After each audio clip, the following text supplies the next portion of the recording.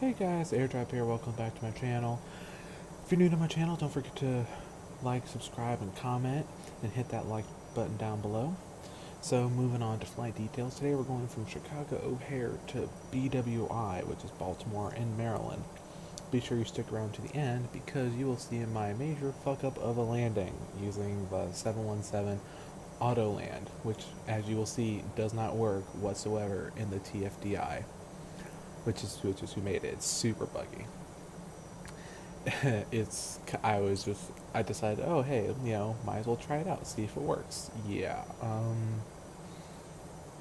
no, that didn't work at all.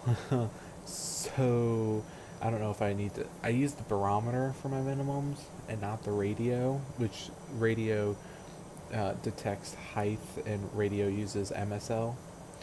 So yeah, I think I need to use radio. I'll try that next time, but I do barometer in the PMDG 737 and it works just fine.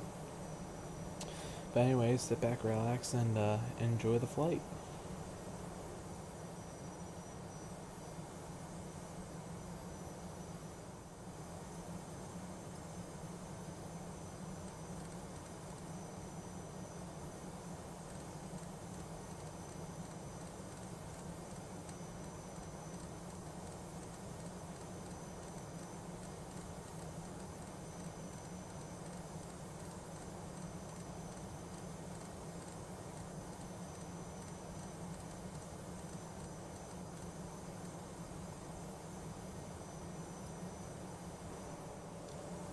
So as you saw in the scene before this, I was setting up the autopilot.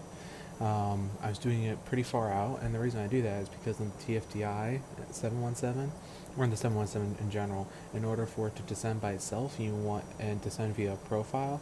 I put in the altitude, the lowest altitude on my approach chart, so it descends automatically via profile. And here with the 717, you enter in the approach course and ILS or localizer frequency into the FMS manually. It automatically sets up. And with the 717, it's pretty much hit or miss with this type of stuff. I've only actually been able to fall in ILS like twice with it. Other times it's just totally like it hasn't like the approach and land feature didn't even turn on, and I blew through the localizer.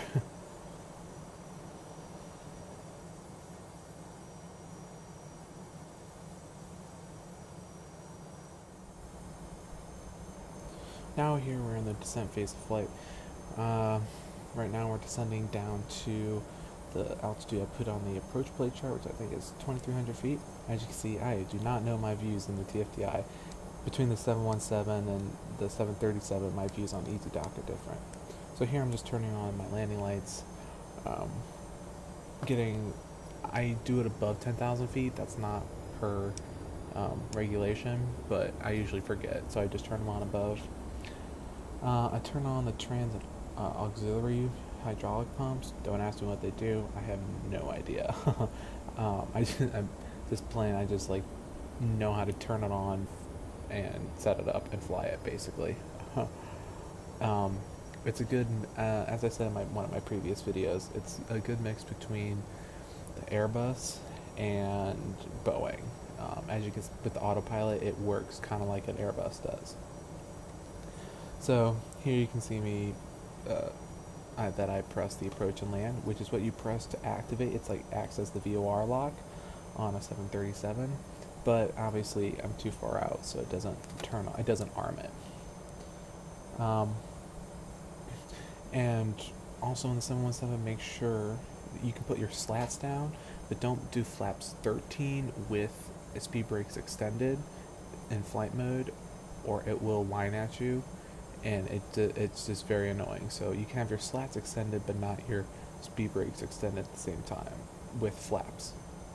So slats is the 0 indication on the flap marker.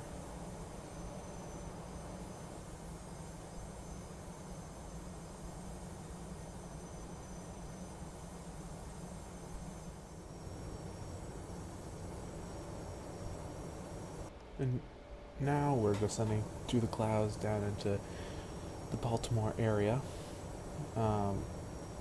I use Active Sky, which uses with prepared. Unlike FSX, you need to buy Active Sky 2016 in order to get real world weather or real time weather.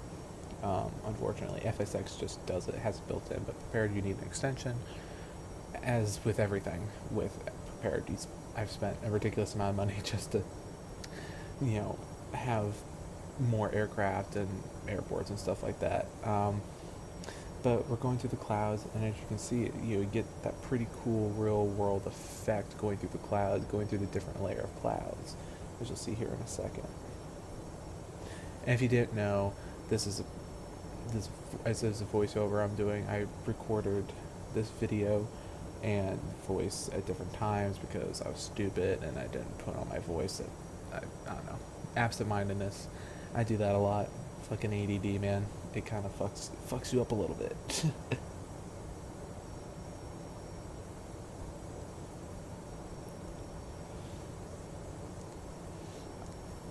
Hitting a little bit of turbulence. I do have the speed brakes extended. The plane, the 717. I have the slats down, but with the speed brake, and I have the speed brakes extended a little bit to keep that profile coming in, or else the plane it likes to keep its speed. It likes to stay fast, unfortunately.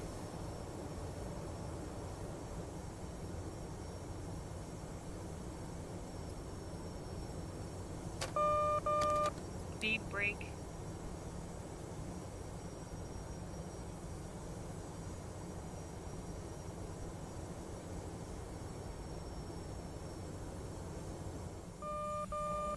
Now for the grand finale. Now, this is where the Autoland feature, you will see, does not work. Or I messed up, I don't know. Speed brake. Delta 126, Potomac approach 150-328.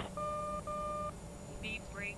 I am using Vatsim, and my call sign is Delta 0126. That was Potomac approach. Speed brake. Giving me my landing clearance. Speed brake. Here, now I'm messing with the speed brake. And, Speed brake. oh god, yeah. I don't know, I don't know the airplane very well. The 717 is a feisty little beast, I'll say that. Speed brake. I'm trying, I didn't know how to turn off the warning, and then I realized, oh, you have to put the speed brake up. And then I armed it so it turned on for landing. When you touch down it, so it'll extend the speed brakes when I land. This is where I decide to have I was like, oh, I'm hitting some turbulence. I'm just gonna let the plane decide to do the landing and see what happens. Yeah, not a good choice. Stabilizer motion.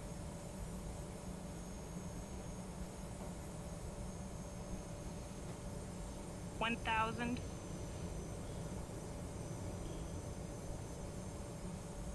Definitely have to restock on the barf bags after this flight. Oh, getting knocked around.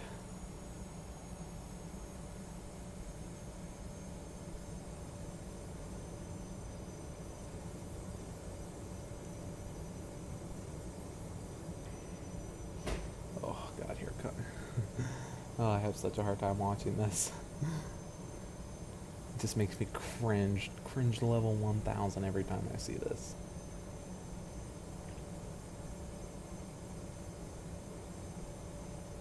$500.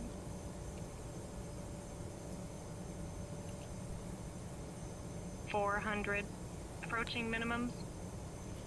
Everything looks good. Plane's on glide slope. Minimums. Oh, the glide slope starts to shoot up. Minimums. Because, plane's getting close. Shoots up. And then just shoots right down. 100. 50. Sync rate. 20. Glide slope. And that is what I call a very harsh landing. Probably would snap the landing gear right off right off the airplane. Oh god. Yeah.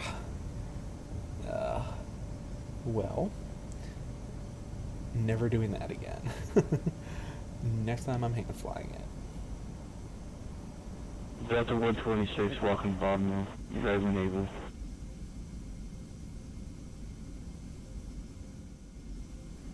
Delta 26, taxi to the rat, my apologies, taxi to the rat via Romeo, about across runway 33 left. Holding short, we got our landing clearance, or taxi, oh my god, what am I saying? Taxi clearance by approach. He's acting as ground, or tower, ground, and approach for Potomac for all the airports in the area.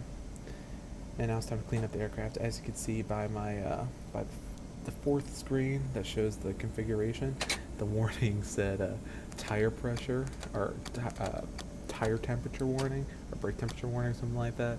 And it was because I was just, I didn't turn on the reversers because I had, you know, a lot of runway, and I just was slamming on those brakes after that hard landing. It was definitely not the prettiest landing I've done, especially in a 717.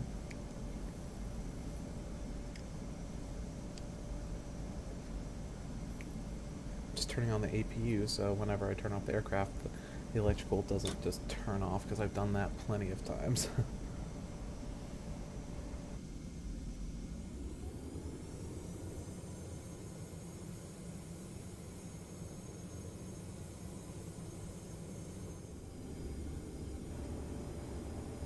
We're pulling up to our gate here at Baltimore. I'm just choosing a random gate to pull into. I think my lining up was actually pretty good this time. Probably just a little off.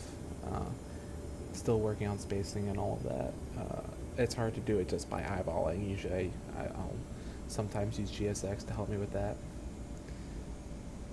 I'm setting my parking brake. Turning off engine 1 and 2.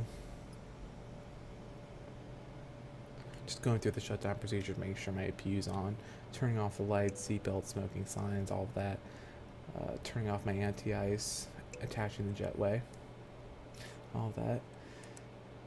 So that'll do it for this video today, guys. If you guys have any suggestions or things you guys want to see, certain aircraft or certain flights, comment down below, or just direct message me, private message me, and I'll try to work in that video as soon as I can. So don't forget to like, subscribe, and hit that like button, and I'll see you guys next time.